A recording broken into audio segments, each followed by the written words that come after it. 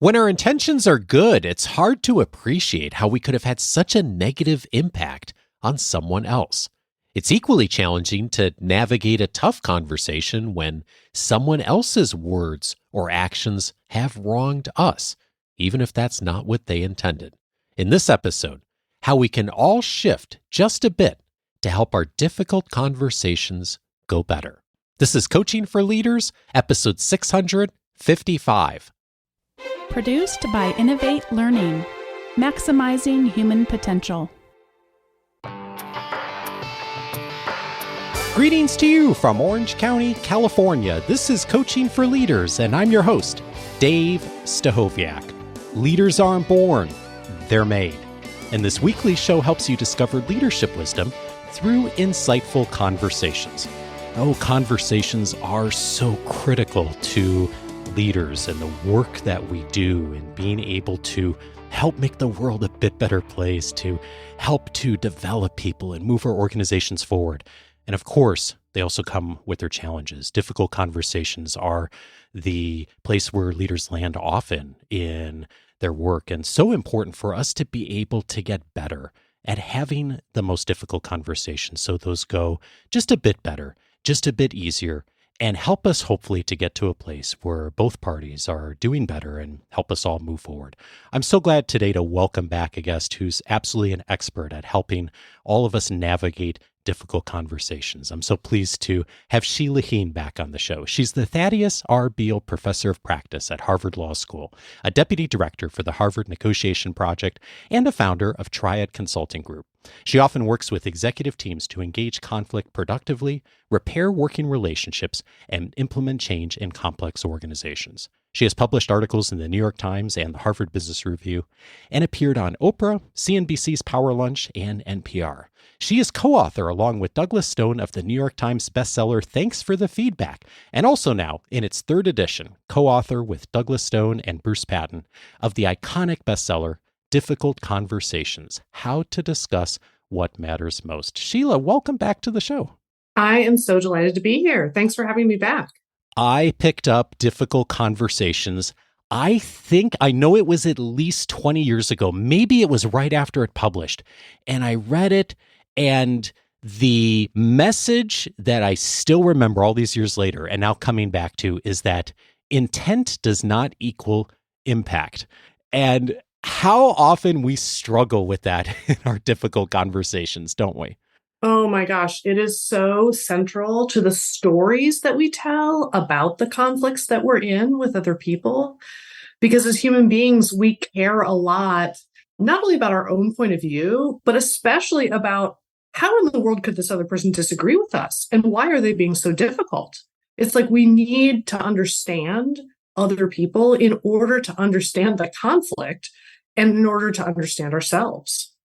Yeah, and there's so many aspects and variables involved in navigating difficult conversations a bit better for everyone. But I thought today we'd look and zero in on one area, and it really does come down to intention and how we tend to leap to intention so often. And there's a couple of key mistakes that you and Doug and Bruce point out in the book that we tend to make, both either side, like either the person who's on the receiving end or perhaps the person who someone else is challenging a bit more with a difficult conversation.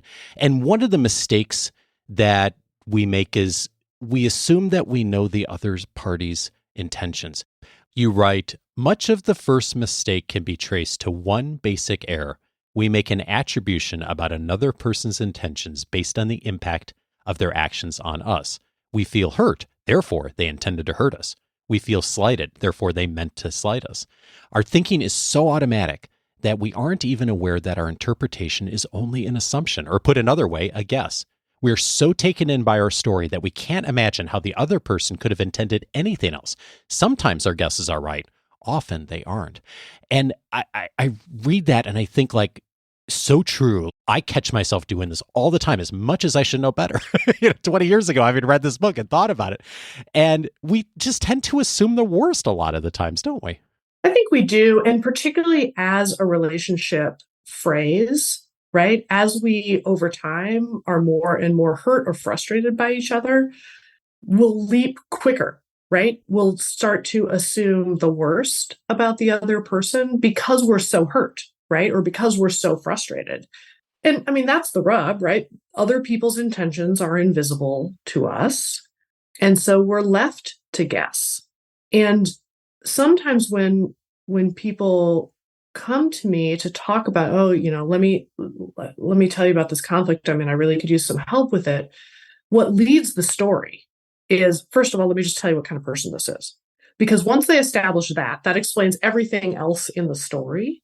And even when I say, okay, so I guess we don't really know their intentions, and they're like, oh, no, I can tell.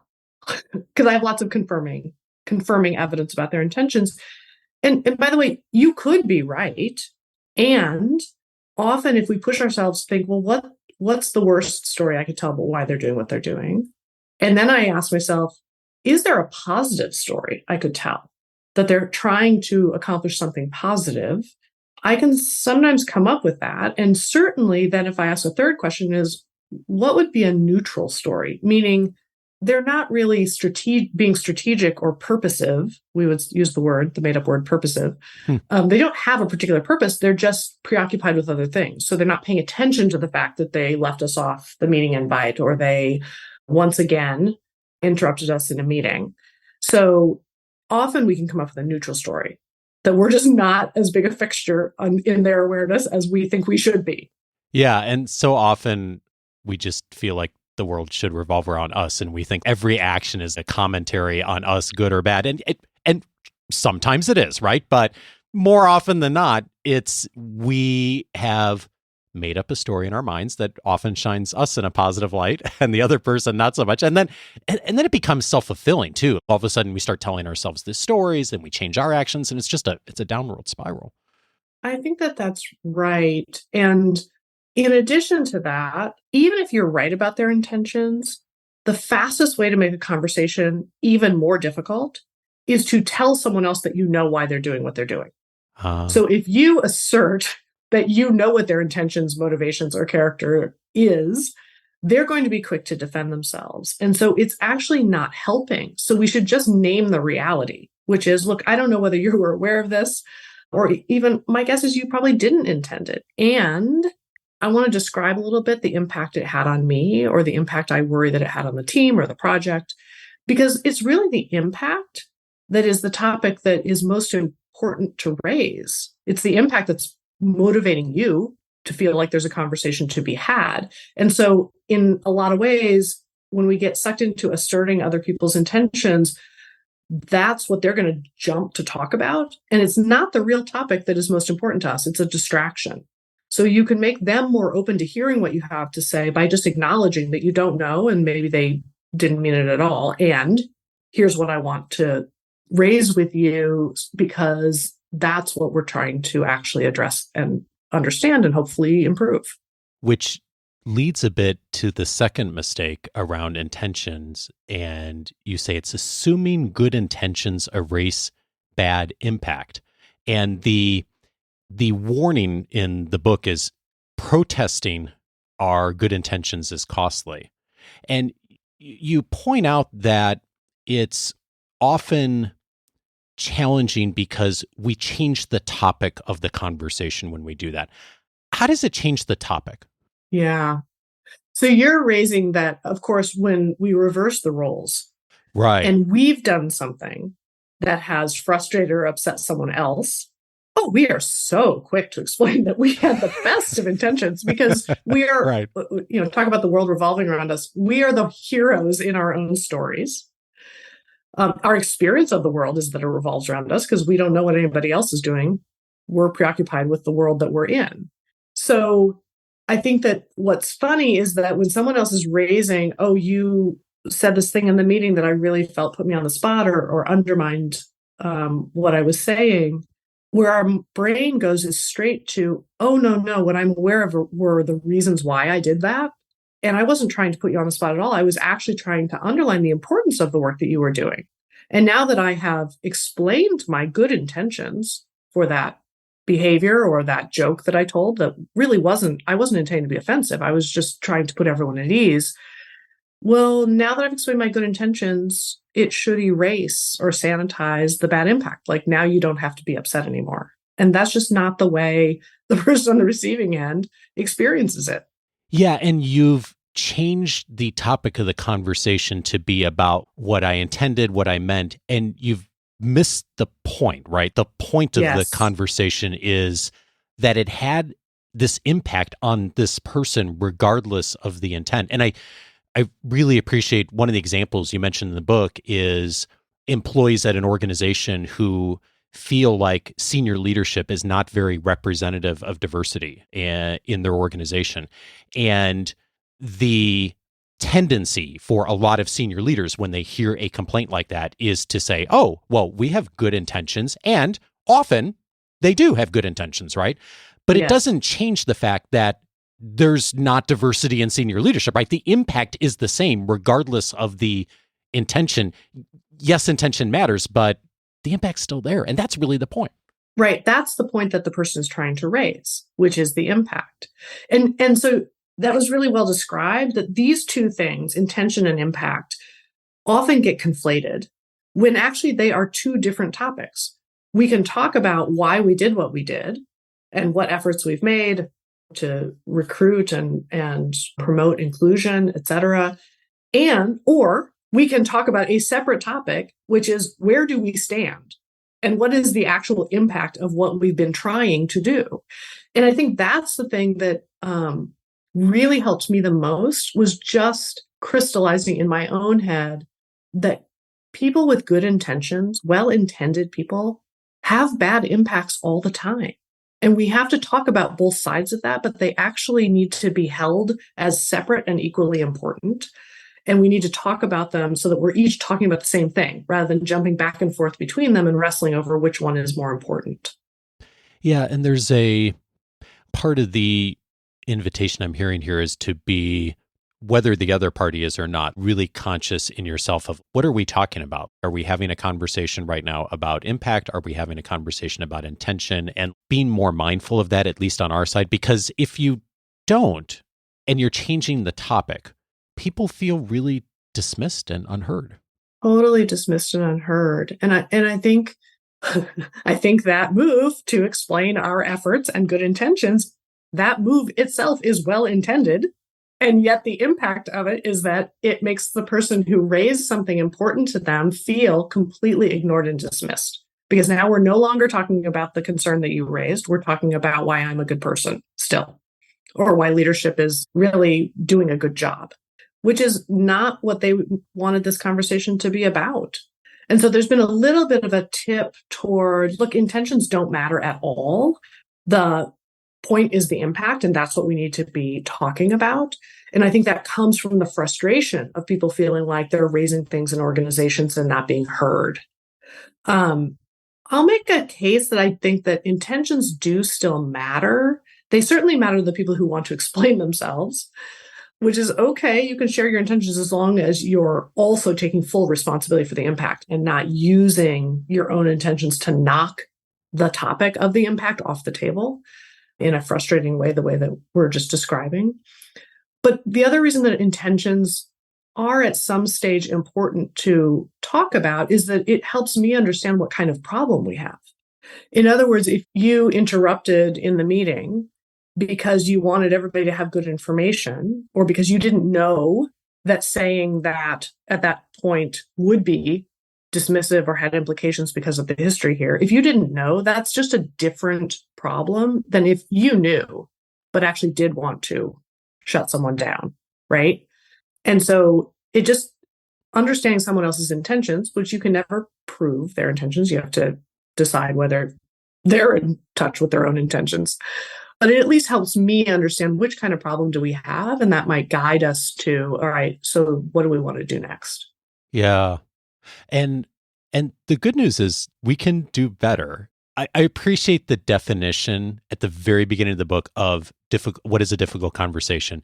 And it's a conversation we don't want to have, right? Yes, And, yes. And it's keeping us up at night. Yes. When we feel stuck. Yes. Yeah, totally. Which we all have, like especially folks in leadership roles. I was just talking with one of our members yesterday. She's like, I know I need to have this conversation. I'm going to have it, but boy, I am not looking forward to it. And she told me about it and I was like, ooh, and I felt bad for it because it's going to be a hard conversation. It's not going to be fun. And I think what I'm hearing from you and the book and all your work is difficult conversations are still going to be hard. It's not like we're going to utilize a different tactic and a skill and say the right thing and somehow it's going to make it easy. But if we do a bit better on some of these things, it's more likely to go better for both parties, and we're more likely to get to a place where we have some shared understanding and we have a more productive conversation. But it's still hard, and that's where I think one of the antidotes, if I can use that word, to the second mistake we were talking about of the tendency we have to assume good intentions erase bad impact, is to listen for feelings first. And yes, be conscious of our intentions. But if we're listening for feelings that are coming from the other person, that gets us in a place where we're a little bit more focused on the impact. Yeah, I think that's right. And I think what's easy to forget when we're facing a difficult conversation is that if we're going to talk about what matters most, if we're going to talk about the real issues going on between us, then probably we've got at least a couple of layers of issues going on. So we've got at least two problems. One is a surface problem, like we have to decide, what's a realistic deadline for this project, which we disagree about. But often by the time it becomes a difficult conversation, you've got a second problem that's sitting deeper than that under the surface, which is how we each feel treated by the other. And that involves both feelings and identity issues. Am I competent? Am I respected? Am I appreciated? Am I trusted? Did I mess this up? And that has everything to do with feelings. And so sometimes we want to stick to business as leaders and be task-oriented and professional and leave the messy feelings part out of it. And we might solve the deadline question, but that frustration at feeling dismissed or unheard in terms of how we feel treated is just going to manifest in some other way next week. So if we're not talking about the deeper feelings issues, we're also not getting at the real underlying problems in the relationship that could be explored and improved and make all of our conversations a little bit easier. Yeah, indeed. I was thinking about that situation where, as you said earlier, like we tend to think about ourselves in a positive light. We have good intentions, right? And when it's us that have said something or done something that maybe the impact hasn't landed the way we want, the tendency to jump in quickly and to explain ourselves. And you write, they may not even be aware that they're suggesting bad intentions on your part. Instead of saying, you didn't include me, they say, you excluded me. Just the verb they choose reveals an assumption that it was deliberate. They may not notice their own assumption, but we surely do. Don't take the bait. Notice the assumption, set it aside, and first work to hear the hurt or anger and the importance of their topic. I think about that paragraph, and I think that it's so natural for us when we hear someone else make an assumption about our intentions that we want to jump in and defend ourselves immediately. And the thing we can do, I'm hearing that's helpful is, yes, we may get to that, but first to stop and be curious and to listen for what they're feeling and how this landed with them. If we can do a little bit of that at the start, the conversation often goes better. That's right. And in the feedback, the Thanks for the Feedback book, we talk about the phenomenon of switch tracking, which is where the train is going along a track and then the track diverges. And what's happening is one person is talking about one topic. I'm talking about my good intentions and how I did not mean to exclude you. Let me just correct that right away.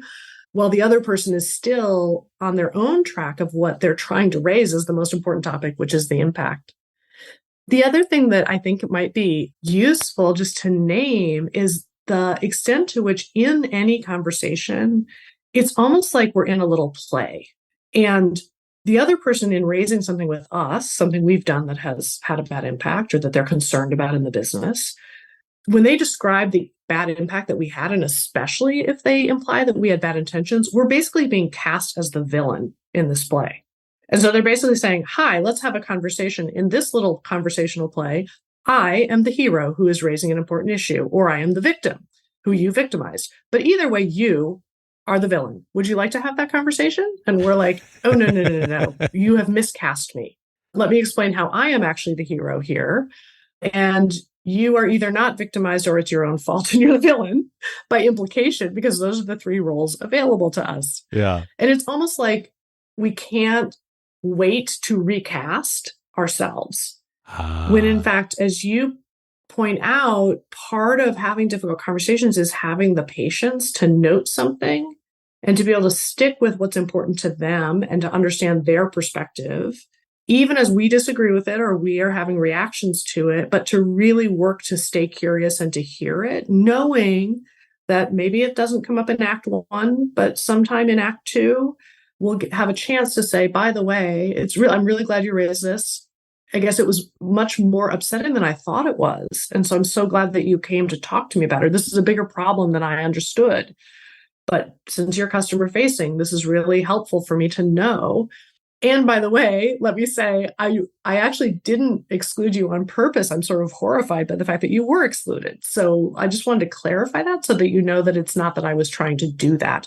And it becomes kind of a footnote that they're more open to hearing because they first feel heard by you. I love the way you just said that. And I think like how hard it is to get in that space if you've not done a lot of that before. When you are working with people, Sheila, and coaching leaders on this, what do you find is helpful just for people to have a little bit of that pause, just to take that moment to like be a little more curious, to be able to, like you said, like, yes, the point still may come up about the intention, but it's Act 2 or Act 3. Do you find something that works? Yeah. The people who are best at this, who tend to be the best leaders, one of the characteristics is that they're quite good listeners.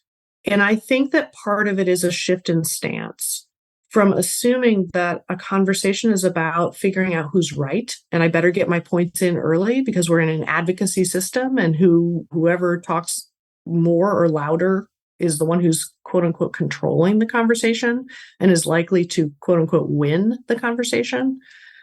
And that's not their stance, although it's a natural feeling, especially if you grow up with siblings, right?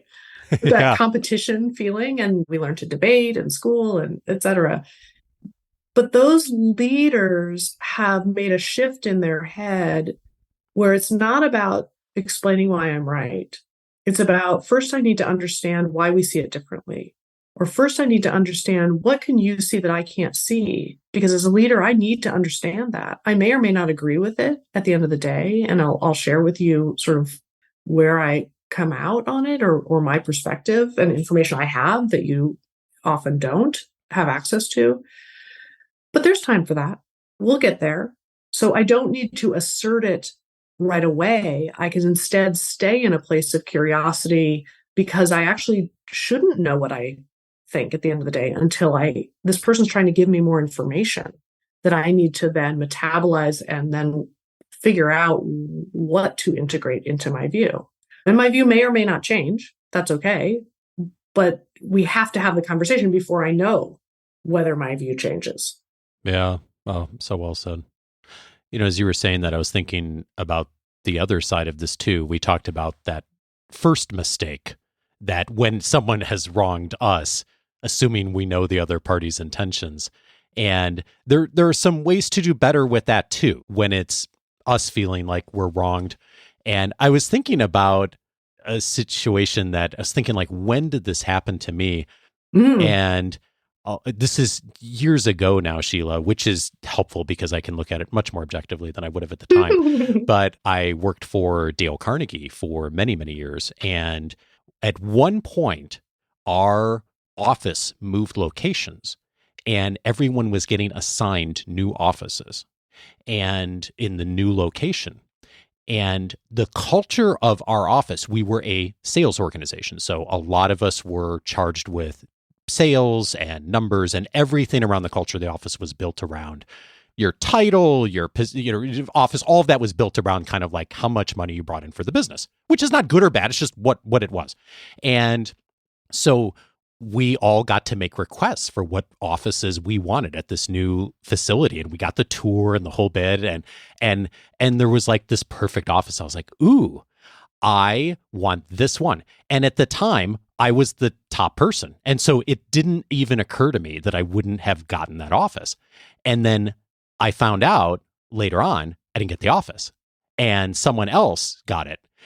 And that's outrageous. I just want to say on your behalf, that is outrageous. I'm sort of embarrassed even bringing this up because of all the things I care about in the world today.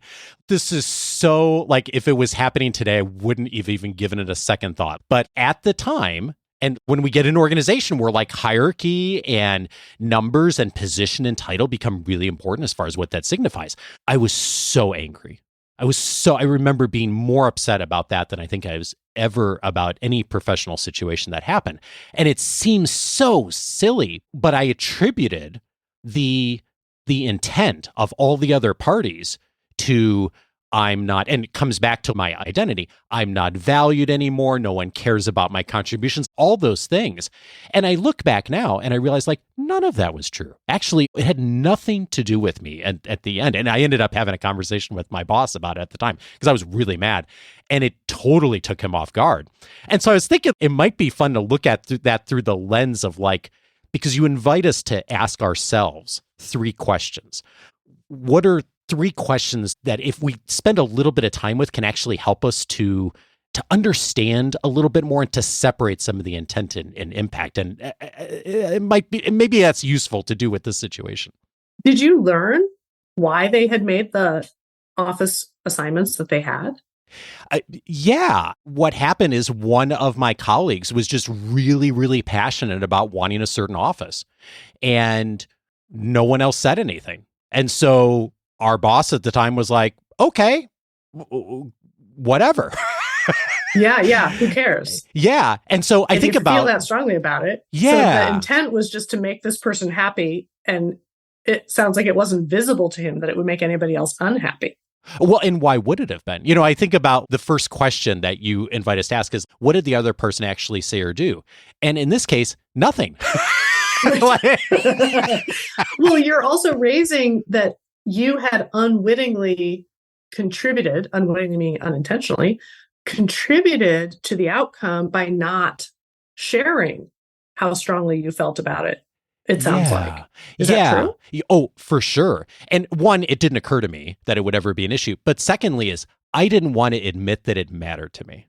Now I can see that all these years later. Like I didn't want to admit or say to anyone that it really mattered to me.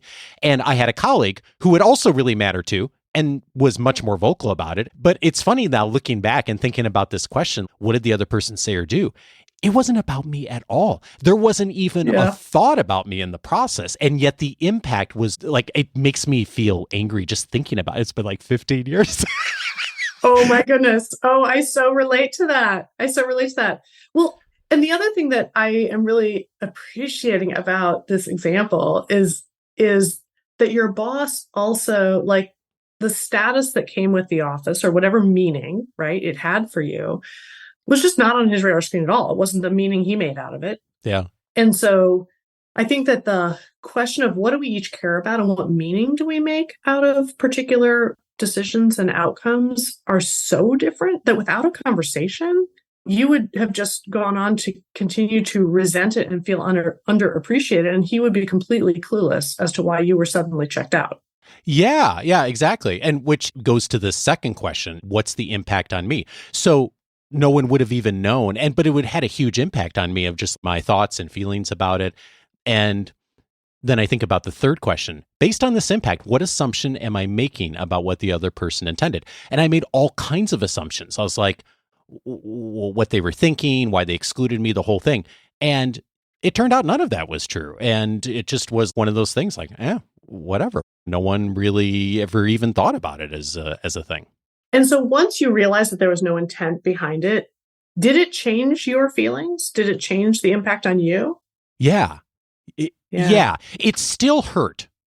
But Yes. I remember exactly where I was. I ended up having a phone conversation with my boss because we couldn't be in the same location for whatever reason. And I remember exactly where I was. And I remember us having the phone conversation. And he was so gracious looking back. Oh my gosh. Like this, he's like, I am so sorry. He's like, I am going to feel so bad every time I look at you in that office. Yeah. Yeah. And I don't know if he did or not, but it was just funny. Like we ended up sort of laughing about it at the end, and it still hurt. But just having ended up opening up the conversation and realizing that there actually wasn't any intent behind it at all, it changed then going forward. Yeah. And I was able to move past it much quicker. And, a couple weeks later, it was like, whatever, it wasn't a thing anymore. Well, so two things about the way that your boss handled it. One is, it sounds like your boss did such a great job of really hearing and explicitly appreciating the impact on you. Yeah. Yeah. Like your boss didn't jump to be like, oh, well, you should have just told me. So it wasn't intentional. Your boss really heard, oh, golly, I had no idea. And now I feel terrible. And that empathy and appreciation for the impact on you is part of what helped you turn a corner a little bit to be able to laugh about it and to heal it a little bit. Right. And the other part that I think is so interesting is that one of the reasons that we assume once I explain my good intentions, then that'll erase the impact, like you won't feel bad anymore, is that it is true that if we think that the other person is intentionally doing something to us, we feel worse about it, right? Are you sending me a message about how I'm valued here? Or was it just that you didn't know that I cared about the office? When someone cuts us off in traffic, we automatically assume that they're just a jerk. But if it's an ambulance, we might give it a little bit more grace because we assume, there's a reason that they need to get where they're going. Right. And we assume better intentions. And so other people's intentions do actually change the impact on us to some extent. And that's actually important as well when it comes to remembering that you don't know. Sometimes people will say, just everybody should assume good intentions. And I think that's not bad advice, but it doesn't resonate when you're really frustrated and feel like, yeah, but come on, not this person. I think instead, the more fundamental assumption is assume you just don't know. And also that what you're trying to raise is the impact, which is a different topic. And that's what's important to you to put on the table. Yeah, that's where these three questions, like if I had thought through the lens at the time of these of what did they say or do? What was the impact on me? And then based on the impact, what's the assumption I'm making about them? It still would have hurt. But it would have gotten me there much faster. And I think that it would have ultimately made that conversation go easier in that situation at the time. And so I think it's a great starting point. And I really appreciate what you said of like, it's nice to think, okay, everyone always intends well. And yes, a lot of time people do, but it does sometimes oversimplify it. But actually kind of walking through some of those points, I think helps us to like, okay, if I can speak to the impact and then inquire about the other person's intentions, like that's a really good place to land. Yeah. And I think that also that move is a really powerful move. It is an easier move to make earlier in a relationship. In relationships that have a lot of history, it gets harder. People are like, yeah, but with my neighbor, yeah, forget it, because there's a lot of history here. And so I do think that it's a deliberate choice, and it's a courageous choice to extend an invitation to a different kind of conversation where you're actually receptive to hearing what's going on, and you're requesting that they be receptive to hearing the impact on you as well. Sheila Heen is co-author of Difficult Conversations, How to Discuss What Matters Most, now in the 3rd edition. Sheila, thank you so much to you and your colleagues for your work. Thank you for your work. And thank you for also the work that you're doing, helping leaders have conversations with each other and with experts and with themselves about how we're navigating that and what we're learning along the way. Oh, it's a pleasure and a joy. Thank you.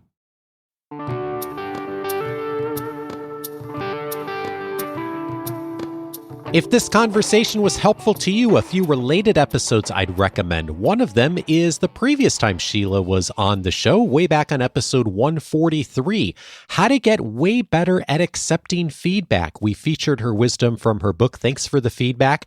It is a conversation we don't have enough of in the circles of leadership development, because oftentimes we're talking about how to give feedback, maybe how to solicit feedback, but we don't often have a conversation about once you've heard feedback, what do you do with it?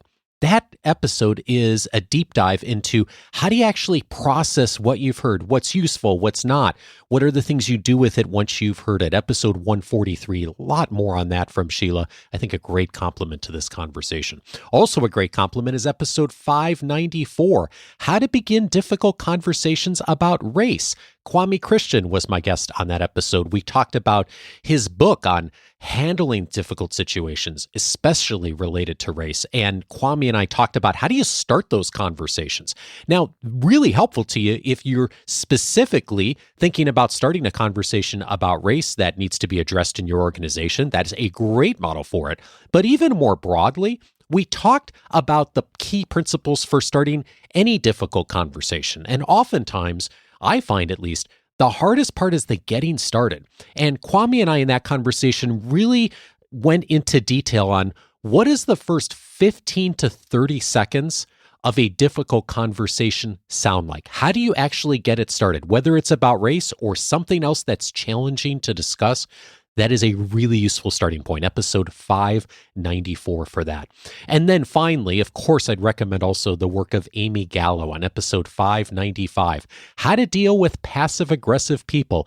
Amy's book called Getting Along, super helpful to parse out so many difficult situations that many of us run into in working with people that are, we may label as difficult, but in reality are just often very different from how we approach things. In episode 595, we look specifically at those who are more passive-aggressive and show up that way in the workplace. How do you handle those situations? The episode will help you on that. But more broadly, Amy's book, Getting Along, so helpful on so many of these situations. So if you find yourself getting into difficult conversations of a certain type or with a certain demographic of person, I think that it's a wonderful starting point for you. Episode 595 again for that. All of those episodes you can find on the coachingforleaders.com website. If you haven't set up your free membership yet, I'm inviting you to do so at coachingforleaders.com. It's going to give you access to the entire library of episodes since 2011, searchable by topic, and many other benefits inside of the free membership. One of those benefits, in fact, someone just emailed me today and said,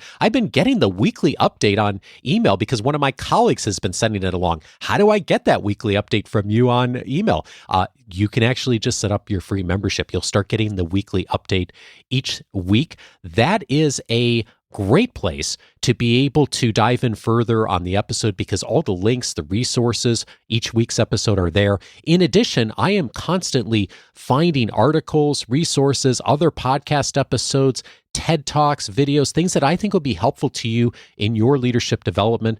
I'm including those each week in the weekly guide. It's one message with a concise place for you to continue to dive in on some more resources. All of that's included inside the free membership. And if you've already been receiving that for a bit, you may want to learn about Coaching for Leaders Plus. One of the benefits of Coaching for Leaders Plus is each month we have a recording come out of our monthly expert chats. Our expert chats are where a group of our Academy and Pro members sit down with a past expert who's been here on the podcast, and they ask them questions directly. And I love those events because it's not me asking the questions. It's actually our members asking questions directly of the guest experts. And I'm thinking about that today because Kwame Christian and Amy Gallo are both past guests in our expert chats. Those recordings are included inside of Coaching for Leaders Plus, all of the years now of those recordings. In addition, you also receive the new recording each month every time we host another expert chat event. It's one of the key benefits inside of Coaching for Leaders Plus. If you'd like to find out more and get full access, just go over to coachingforleaders.plus. All the details are there. Coaching for Leaders is edited by Andrew Kroger. Production support is provided by Sierra Priest. I will be back next Monday for our very next conversation on leadership. Have a great day and see you next week.